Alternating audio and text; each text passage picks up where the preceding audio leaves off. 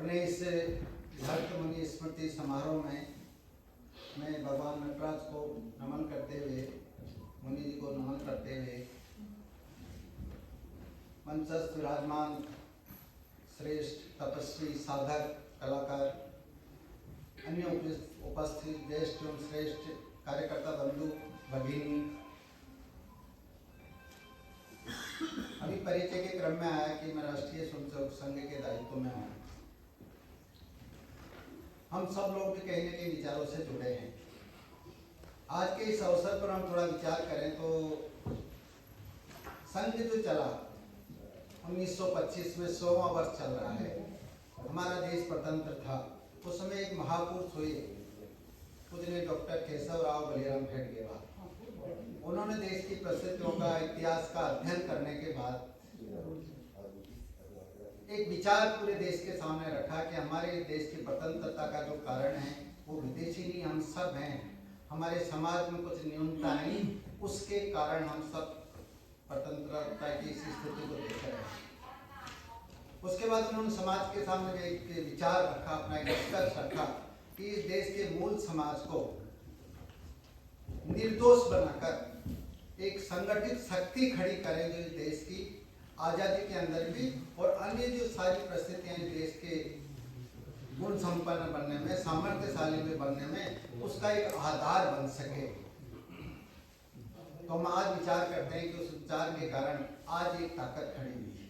लेकिन उन्होंने क्या सोच के करा, तो संघ में जो व्यक्ति निर्माण होगा, जो कार्यकर्ता बनेंगे, वो सब मिलकर जो पूर्व काल में स्वतंत्रता के कारण सैकड़ों वर्षों की गुलामी में हमारे देश के अंदर क्या हुआ, बाहर के लोगों ने हमारे पे अत्याचार किए, हमारे यहाँ के जो स्थान थे उनको नष्ट किए, मंदिरों को, संस्कृति के स्थानों को, तीर्थों को, सबको। उसके बाद अंग्रेज हमारे देश में आया, उसने हमारे एक ऐसा विमर्श फैलाया कि हमारे अंदर एक आत्महीनता का भाव विकास कर दिया, यानी हमारा कुछ जैसे था ही नहीं। लेकिन आप एक बात का आकलन करें, हम सब लोग बैठे हैं, विचारमान लोग हैं, साधक लोग हैं, साधना में लगे लोग हैं, कि सैकड़ों वर्षों की गुलामी के बाद भी हमारी संस्कृति को, हमारी पहचान को हम संघर्ष करते हुए विजयी होकर निकले, इसको बचा के निकले, ये कैसे संभव हुआ? आप देखिए दुनिया के अनेक देशों के अंदर ये ईसाई की शक्तियां और इस्लाम की शक्तियां गई और वहां पे पहले की संस्कृतियां ध्वस्त हो गई, कोई मानने वाला नहीं है आज। कोई समय उनकी सभ्यता, संस्कृति, उसकी परंपराओं की एक धाक थी, लेकिन आज वहाँ वो नहीं है, व्यक्ति वहाँ रहते हैं। लेकिन हम सब लोग इतने वर्षों की स्वतंत्रता को भोगने के बाद भी हमारी संस्कृति, धर्म, पहचान, परंपराओं को कैसे बचा पाए? इसके मूल में है हमारी ये परंपराएं, संस्कृति, सभ्यता, नाटक कला। यानी उस घोर संकट के काल में भी गांव-गांव के अंदर, शहर-शहर के अंदर यहाँ अपने यहाँ रामलीलाएं होती थी, रंगमंच होते थे।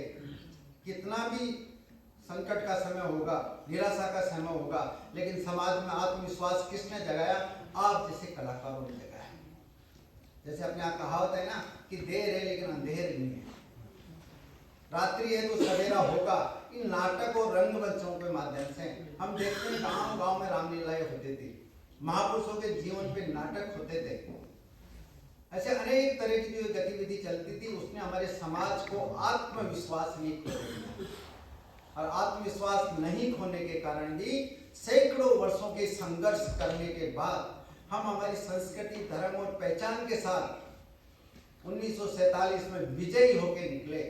बहुत बार लगता होगा कि इतने वर्षों तो स्वतंत्र रहे आप लोग। विजयी मैं क्यों कह रहा हूँ, हम सब लोगों के समझ में आ रहा है। मैं इसलिए कह रहा हूँ कि हमारे आज़ादी के समय हम 90 में से 100 में से 90% उसी संस्कृति और पहचान वाले लोग थे। और मैंने आप सब लोगों के सामने भी विचार रखा, अन्य स्थानों पे जहाँ ये शक्तियाँ जाके उनको स्वतंत्र बनाई, उनके ऊपर शासन स्थापित किया, उनमें 1% व्यक्ति भी नहीं बचा। आखिर हमारे पूर्वजों में ऐसा क्या था? तो हमारे पूर्वजों में ये हमारी परंपरा थी, हमारी संस्कृति थी, हमारी रंगमंच था, जिसने समाज को आत्मविश्वास की खोले दिया। और मैं जिस संघ का नाम ले रहा था आप सब लोगों के सामने, उस संघ को जिन्होंने स्थापित किया, उनका यही कल्पना थी कि संघ की शाखा के अंदर जो व्यक्ति निर्माण होंगे, वो व्यक्ति निर्माण होकर वो हमारी परंपरा के हिसाब से, दर्शन के हिसाब से, हमारी कला के हिसाब से, संस्कृति के हिसाब से अपने अपने समाज जीवन के क्षेत्र में जहां भी वो काम करेंगे तो ऐसे संगठनों की रचना करेंगे कि वो हमारी उस परंपरा को स्थापित करें। वो दर्शन के हिसाब से हमारी परंपराएं हैं। इन अंग्रेज काल के अंदर जो हमारी सारी परंपराओं को नष्ट भ्रष्ट कर दिया, वो वापस हमारी उसी परंपरा से, जिससे भारत माता विश्व गुरु कहलाई, भारत सोने की चिड़िया कहलाया, उस समय हमारा जो दर्शन था, विचार था, हमारा जो बाकी सारी परंपराएं थी, उन्हीं के हिसाब से पुनः उन क्षेत्रों के अंदर हमारा कार्य स्थापित हो, रचनाएं खड़ी हों, और वो रचनाएं खड़ी होकर पूरा समाज एक भला बन के खड़ा हो, सामर्थ्यशाली बने, और पुनः भारत को विश्व गुरु बनाना, ये हम सब लोगों का मिशन है। इसी के निमित्त हम हमारे इस कला के क्षेत्र में, संस्कृति के क्षेत्र में अपना ये जो संस्कार भारती संगठन है, आज पूरे भारत के अंदर भी इसकी आप जैसी संस्थाएं, शाखाएं, वो सब लोग इसी में जुटे हैं कि कला को हम उसी पहले वाले वैभव काल के जैसा स्थापित करेंगे। और इस कला से क्या होता है, कला से जैसे मैं आज सब बैठे के लोगों को आया जब से देख रहा हूँ, जो भी जितने कार्यकर्ता हैं, साधक हैं, उनके जीवन को देखने से लगता है कि कैसे लोग हैं। एक जीवन की शैली है। कला हमको संस्कारित करती है, सभ्य बनाती है। कला हमारे में आध्यात्मिकता जगाती है, सात्विकता जगाती है। हमारी इस भारतीय कला और परंपरा की ये विशेषता है। कला परंपरा विदेश में भी होती है, लेकिन विदेश की जो कला है, जो परंपराएं हैं, वो क्या भड़काती हैं? आदमी की इच्छाओं को जगाती है। हमारे यहाँ की जो कला संस्कृति परंपरा क्या है, वो हमारे जीवन को संयमित करती है, हमारे जीवन में सात्विकता लेके आती है, हमारे जीवन में आध्यात्मिक भाव जगाती है। यानी भारत को भारत बनाने का काम हमारी संस्कार भारती कर रही है। मनुष्य को नर से नारायण बनाने का काम हमारे संस्कार भारती करेंगे। इस काम में आप सब लोग जुटे हैं, इसके लिए मैं उपस्थित सभी कलाकार, तपस्वी लोग और कार्यकर्ता बंधुओं को बहुत बहुत साधुवाद देता हूँ।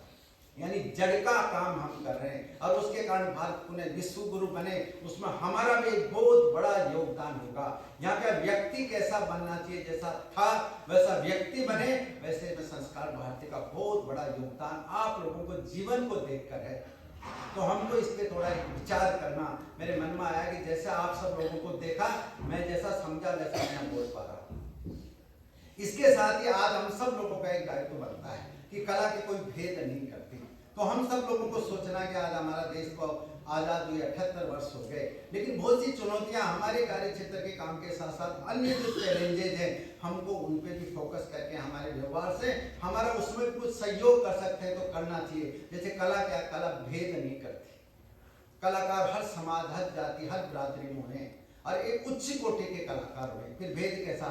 तो हम हमारे जीवन से जो आज समाज में अभी भी कहीं न कुछ बची है, कहीं न भेद है, तो हम समरसता स्थापित करेंगे। आप लोगों के व्यवहार में यह है, लेकिन मेरे पास पड़ोस के 5 परिवारों में भी मैं उदाहरण बन के उनको समरसता युक्त जीवन देने की, जीवन जीने की प्रेरणा दूंगा। ऐसा अपना एक दायित्व बनता है।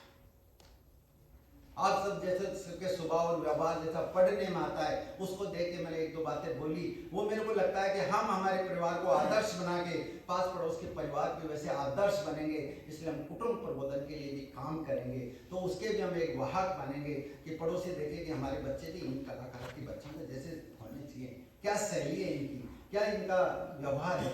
ऐसे हम कुटुंब प्रबोधन का काम करेंगे तो पास पड़ोस के 10 परिवारों में हमारे काम के क्षेत्र में जहां हम हैं वहां पे भी उसका प्रभाव जाना चाहिए।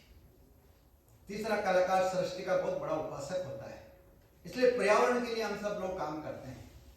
तो पर्यावरण हमारे जीवन का आधार होना चाहिए, अंग होना चाहिए। पॉलीथीन हमारे जीवन से छूटनी चाहिए। तो इसको भी हम व्यवहार में प्रकट करेंगे, अपने काम के दायरे में, अपने आसपास के क्षेत्र में इस बात को लागू करेंगे। फिर स्व का जागरण, मैं अपना एक बोर्ड देख रहा था, हमारा पंचांग इसमें पहले लिखा हुआ है, आंग्ल भाषा में उसके बाद लिखा हुआ है। ये हमारे स्व का जागरण है।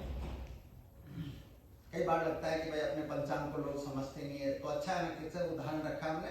पहले प्राथमिकता हमारी माघ पूर्णिमा विक्रम संवत 2081 है, उसके बाद आपने लिखा 12 फरवरी। तो ऐसे हम हमारे कार्ड में नहीं कर सकते क्या? हम हमारे निमंत्रण में नहीं कर सकते क्या? इस प्रेरणा को हमारे यहाँ तक ही नहीं, परिवार तक ताकि हमारे रिश्ते नातों, हमारे कामकाज की जगह पे भी जाएगा। इसको कहते हैं स्व का जागरण। अब जो स्वतंत्रता की बातें थी, एक एक चिन्ह खत्म होना चाहिए। वर्तमान सरकार का भी ऐसा ही विचार है, परतंत्रता का एक एक चिन्ह इस देश से समाप्त कर देंगे आने वाले समय में। ऐसे हमारे जीवन में हमारा स्व का जागरण होगा, हमारे पूर्वजों की जो विरासत है उसका प्रकटीकरण होगा। तो परंपरा हमारी होगी, जन्मदिन और अन्य संस्कार वो हमारी परंपरा से उसके अनुरूप शोभा देने वाले करेंगे हम। परिवेश, खान पान सब स्व का होगा, ये स्व का भाव और स्वदेशी का उपयोग। जैसा हमने कहा हमारा मिशन विश्व गुरु भारत है, तो फिर हम हमारा स्वदेशी का उपयोग नहीं करेंगे तो विश्व गुरु भारत बनेगा कैसे।